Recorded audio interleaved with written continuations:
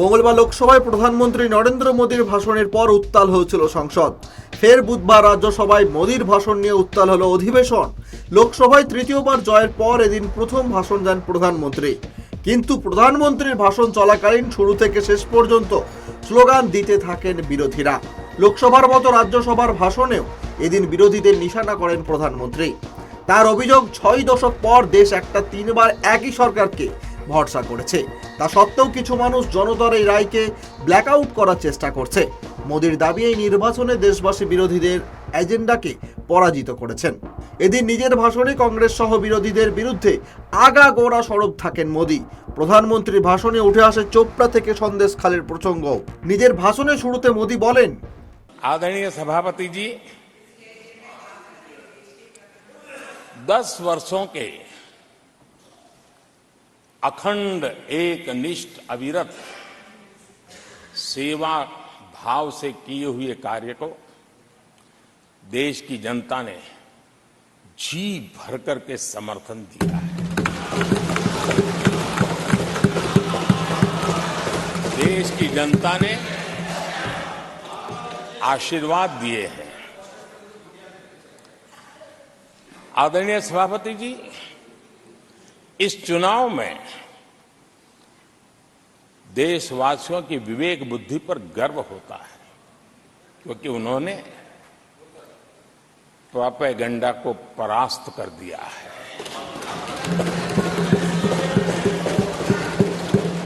देश की जनता ने परफॉर्मेंस को प्राथमिकता दी है।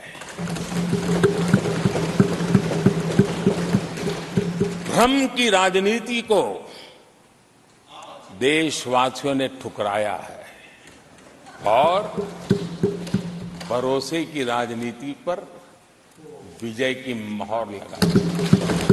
আগামী 20 বছরে দেশের অর্থনীতিকে বিশ্বের তৃতীয় স্থানে নিয়ে যাওয়ার দাবি করেন প্রধানমন্ত্রী নরেন্দ্র মোদী।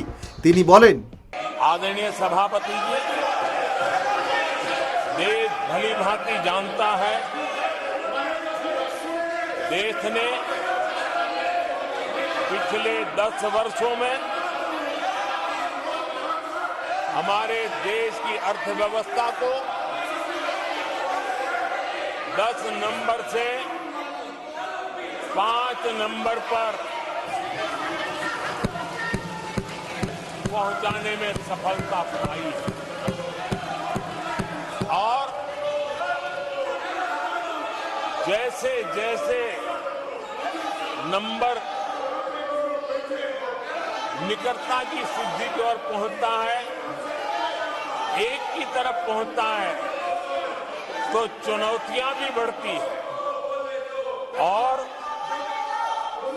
कोरोना के कठिन कालखंड के बावजूद, संघर्ष की वैश्विक परिस्थितियों के बावजूद भी, तनाव के वातावरण के बावजूद भी हम हमारे देश की अर्थव्यवस्था को 10 नंबर से आज विश्व में 5 नंबर पर पहुंचाने में सफल हुए।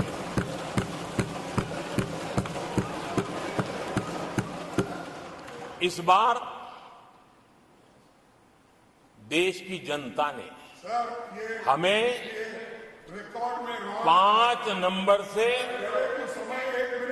3 नंबर की इकोनॉमी पर पहुंचाने के लिए जनादेश दिया है और मुझे पक्का विश्वास है कि देश की जनता ने हमें जो जनादेश दिया है, हम भारत की अर्थव्यवस्था को विश्व के टॉप 3 में पहुंचा के रहेंगे।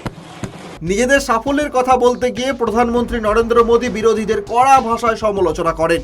তিনি বলেন, मैं जानता हूं आदरणीय सभापति जी, यहां कुछ ऐसे विद्वान हैं जो ये मानते हैं कि इसमें क्या है, ये तो होने ही वाला है, ये तो अपने आप तीसरे नंबर पे पहुंचने वाली है, ये तो अपने आप हो ही जाएगा। ऐसे विद्वान है। अब ये लोग ऐसे हैं जिन्होंने ऑटो पायलट मोड पर सरकार चलाने का या तो रिमोट पायलट पर सरकार चलाने का उनको आदी है, इसलिए वो कुछ करना धरने में विश्वास नहीं करते हैं। वो कुछ करने धरने में विश्वास नहीं करते, वो इंतजार करना जानते हैं। लेकिन हम परिश्रम में कोई कमी नहीं रखेंगे।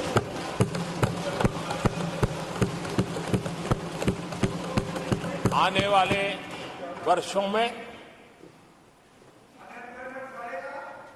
पिछले 10 वर्षों में हमने जो किया है उसको गति भी बढ़ाएंगे, उसका विस्तार भी बढ़ाएंगे और गहराई भी होगी, ऊंचाई भी होगी और हम इस संकल्प को पूरा करेंगे। এরপরে ওয়াকআউট করে যান বিরোধীরা। রাজ্যসভার বিরোধী দলনেতারা সকলেই সভা ছেড়ে বাইরে বেরিয়ে যান। জানিয়েও আক্রমণ করেন প্রধানমন্ত্রী নরেন্দ্র মোদী। তিনি বলেন, आदरणीय सभापति जी, देश देख रहा है, झूठ फैलाने वालों की सत्य सुनने की ताकत भी नहीं होती है।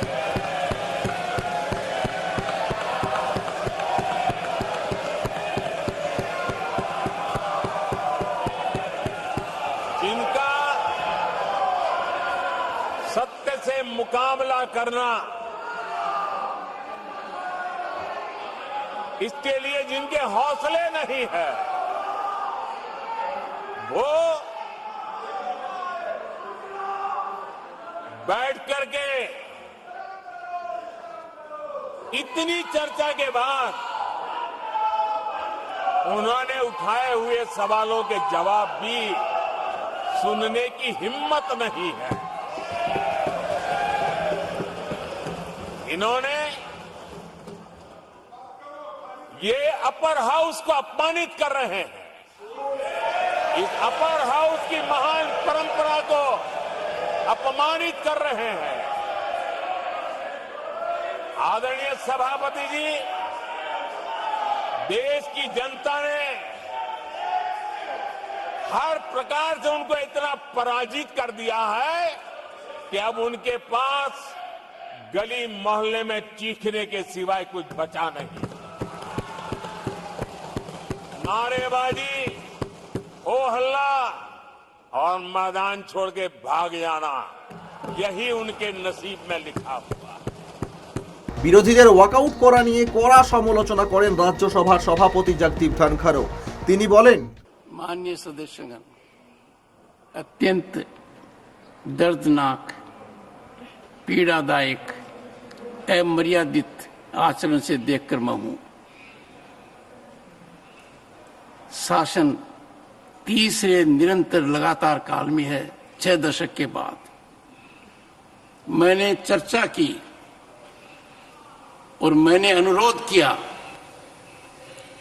कि प्रतिपक्ष के नेता को बिना बेरोक टोक बोलने का सुअवसर दिया। आज वो सदन छोड़कर नहीं गए हैं, मर्यादा छोड़कर गए हैं। आज उन्होंने मुझे पीठ नहीं दिखाई है, भारत के संविधान को पीठ दिखाई है। आज उन्होंने मेरा अनादर और आपका अनादर नहीं किया है, उस शपथ का अनादर किया है जो संविधान के तहत ली है। भारत के संविधान की इससे बड़ी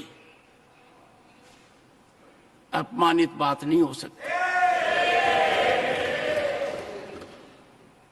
ऐसा कैसे हो सकता है?